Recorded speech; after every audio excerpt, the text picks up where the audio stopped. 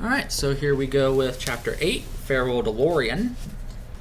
So, they come to the last night. All the previous nights, Legolas has been staying with the elves mostly, and a lot of times he's taken Gimli with him, and so this is the point in the story where Gimli and Legolas are now friends. Whereas before they were kind of, I don't know, I wouldn't say maybe enemies, but they didn't really care for one another. Because there was that old hatred between the elves and the dwarves. And so they say goodbye. Celeborn says, hey, in the morning you all have to leave.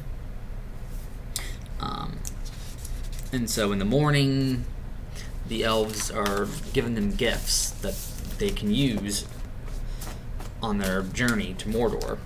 The first thing they do is they give them lembas, or whey bread, which in a way I can kind of say it's kind of like a communion wafer. It is definitely used as such, kind of.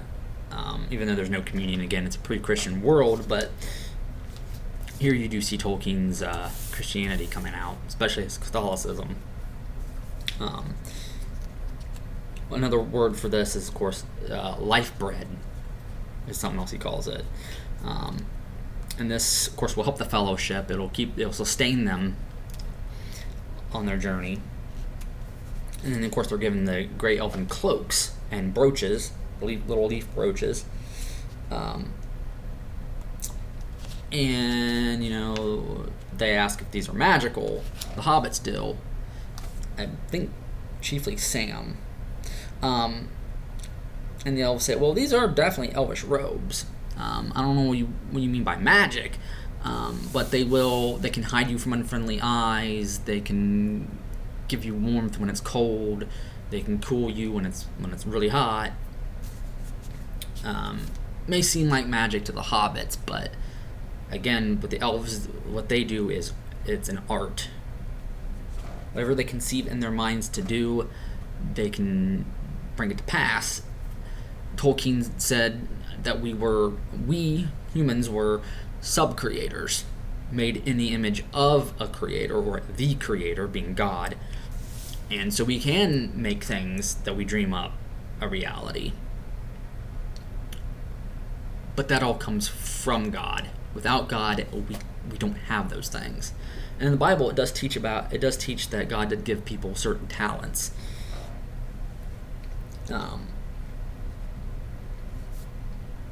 And so that's basically what the elves have, is a talent. So whatever they can conceive of in their minds, they can make reality, but all of us can. And it may seem like magic, but it's not magic. And here they do talk about time where it says they couldn't count the days and nights they had passed there. And so, yeah, for the elves, time is different. But another reason why in Lothlorien and Rivendell, where it seems like time ceases to really, where time moves slower, is because of the rings of power that Galadriel and Elrond have. But I think a big part of that is also, of course, elvish time is different from ours. But the world moves the same way for elves and humans, but elves are immortal, so time really doesn't mean anything. Because they are to last so long as the earth lasts. A year for the elves is 144 hours.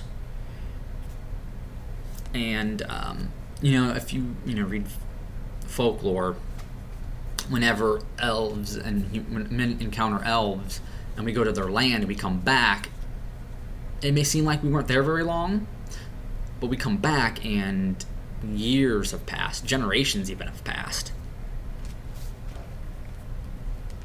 But of course that is a little different here.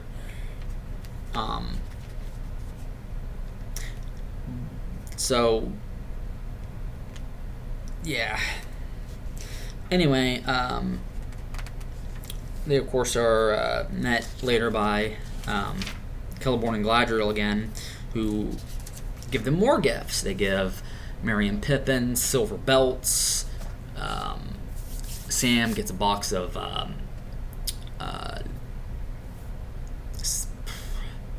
dirt, and like there's like of course a seed in there, which he doesn't open it, but he does later, of course, when he gets back to the Shire. And Galadriel tells him, you might be able to use this later, when it seems like everything. Wait, where does it say it out? I forget where it says it, but yeah, moving on. Frodo's given the file, of course. As she says, a light to you in dark places when all our lights go out, and he'll definitely need that later. Aragorn gets a new sheath for Anduril, and of course Gimli asks for 3 strands of Galadriel's hair, and she gives that to him. And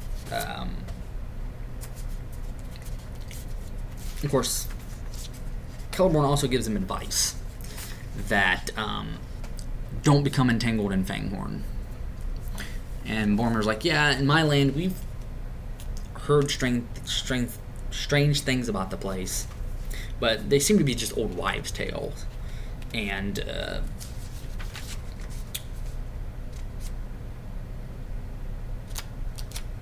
Celeborn says that there might be maybe old wives' tales or like warnings. Maybe there's some truth to them. Now, one gift that is given that I want to bring attention to, that Aragorn also gets he gets this silver brooch that was wrought in the likeness of an eagle with outspread wings, and then it was a green stone. And Galadriel tells him, I gave this to my daughter, who gave it to her daughter. Galadriel's daughter being Celebrian, who married Elrond, their daughter, Celebrian's daughter being Arwen. And Galadriel says it was, basically left with her to give to Aragorn by someone, and of course that someone is Arwen. In this hour, take the name that was foretold for you, Elisar the Elfstone of the House of Elendil.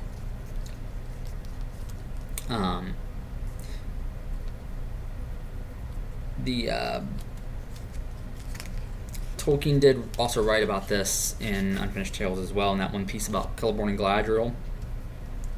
Elisar means Elfstone.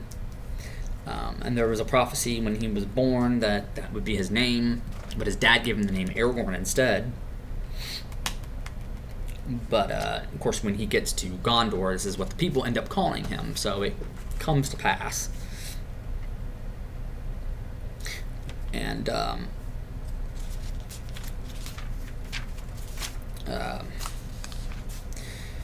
let's see. After Lord of the Rings, Tolkien wrote a piece called the Elisar, and there's 2 of them, but he was uncertain whether it was 2 of them or was it just always one all along. But one was made for Idril and Gondolin, and then she gave it to Eärendil, who then sailed into the west with it. And so Tolkien debated whether or not this is the same jewel, or did another one in its likeness be made that would eventually be given to Aragorn. In ages after, there was again an Elisar, and of this 2 things are said, though which is true, only those wise could say who now are gone. In one of these, it had been brought back to Middle-earth from Aman by Gandalf, who then gave it to Galadriel.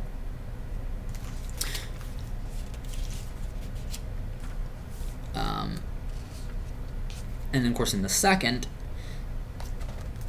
the second Elisar was a different Elisar that was given to Aragorn, but it was made for her by Celebrimbor.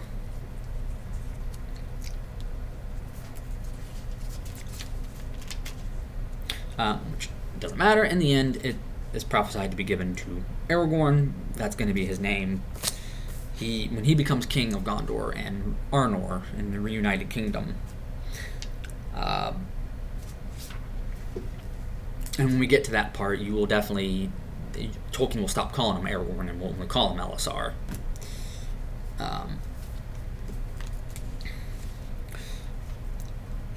And so, basically the chapter ends with Galadriel singing a song, and in it she sings about how there's no ship that can bear her back to the Undying Lands. And her wish is that maybe Frodo can find it. And of course, as we know, he will. But anyway, that is the Mirror of Galadriel. So that's about as far as I've gotten in my reading. So after this, I gotta go and get some more reading done so I can bring more videos to you all, reviewing and analyzing this. And so I'll just leave it there. Until then, I'll see you.